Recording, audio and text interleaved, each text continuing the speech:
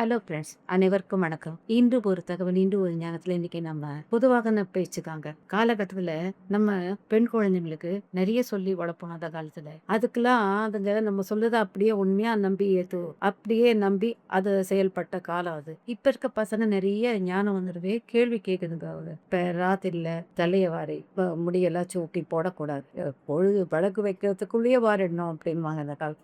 ஏன் அப்புறம் வாரினா என்ன, அப்புறம் வாரினா என்ன சொல்லு அப்படிம்பாங்க இந்த காலத்து பசங்க. அப்புறம் வாரினா நம்ம முடியெல்லாம் கீழே பறந்து போகுது, நைட்ல அவ்வளவு பளிச்சுன்னு தெரியாது. அதை எடுத்து சொல்லணும் அந்த பெரியவங்க. ஒவ்வொன்றுத்துக்கும் சாஸ்திரம் சாஸ்திரம் சொல்லி அந்த காலத்துல பழகக்கூடிய மனசு அவங்களுக்கு இருக்கு. வேற அதுக்கு மேல விளக்கம் சொல்ல தெரியல, அவங்களுக்கு தெரிஞ்சாதானே அவங்க சொல்றதுக்கு. அந்த ஒரு முடி சாப்பாட்டுல போய் பறந்து விழுந்ததுன்னு வச்சுக்கோங்க, தெரியாம அவங்க சாப்பிட்டுறாங்க, முழுங்கிடுறாங்க. மென்னு தின்னா அந்த முடி வாயில தட்டுப்பாங்க. முழுங்குறவங்களுக்கு எப்படி அது போய் வயித்தோட்டம் பேதியாகும்.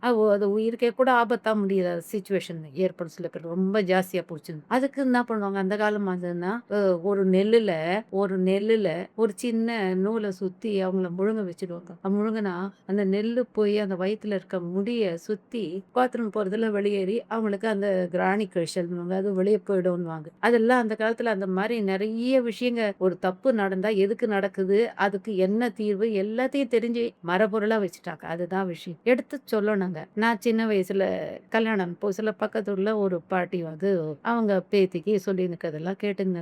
மேல இருந்து வேடிக்கை பார்த்துக்கிட்டு இருக்கும்போது அவங்க அந்த குழந்தைக்கு எல்லாம் சொல்லி இப்போ நீ இருக்கிறியே இந்த இதுல மார்கழி மாசத்துல அந்த பூவை வைக்கிறீங்க, அதை ஏன் அந்த சாணியில வைக்கணும்னு அந்த குழந்தை கேட்டது. சாயங்காலத்துல பாட்டி கிட்ட கேட்டு இருக்குது, நான் காலையில வைக்கணும் சொல்றேன் அது எப்படின்ட்டு. அதுக்கு அவன் சொல்றாங்க, இந்த மாதிரி வச்சா உனக்கு நல்ல புருஷன் கிடைக்கும். அதுக்கு அவன் அந்த காலத்து தெரியவங்க சொன்னது இது வச்சு இன்னைக்கு நாங்கெல்லாம் நல்லா இருக்கோம், நீங்களும் நல்லா இருக்கணும்ன்றதுக்காக நாங்க சொன்னோன்ற. அது எப்படி அதுக்கு இதுக்குன்னா சம்பந்தம்னு கேட்குது அந்த குழந்தை. அவளுக்கு சொல்ல தெரியல பாட்டி, ஏன்னா அவளுக்கு தெரிஞ்சாதானே அவ சொல்றதுக்கு.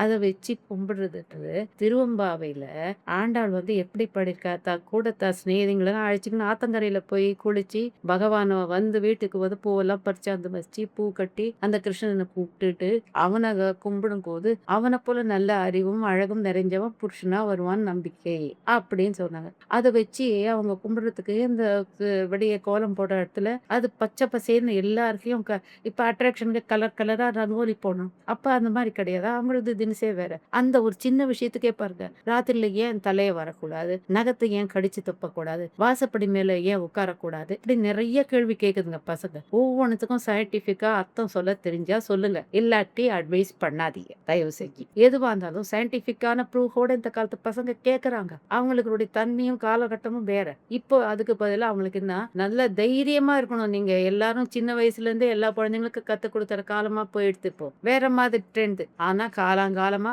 அதுக்கு உரிய அர்த்தத்தோட சொல்லுங்கன்னு தான் நான் எல்லாருக்கும் சொல்றேன். அர்த்தம் தெரியாம நீங்க அட்வைஸ் பண்ண போவாதீங்க. இன்னைக்கு இதுதான் தியானம் ஞானம் ரெண்டுத்தையும் கை கொள்ளலாமா? நன்றி தோழர்களே.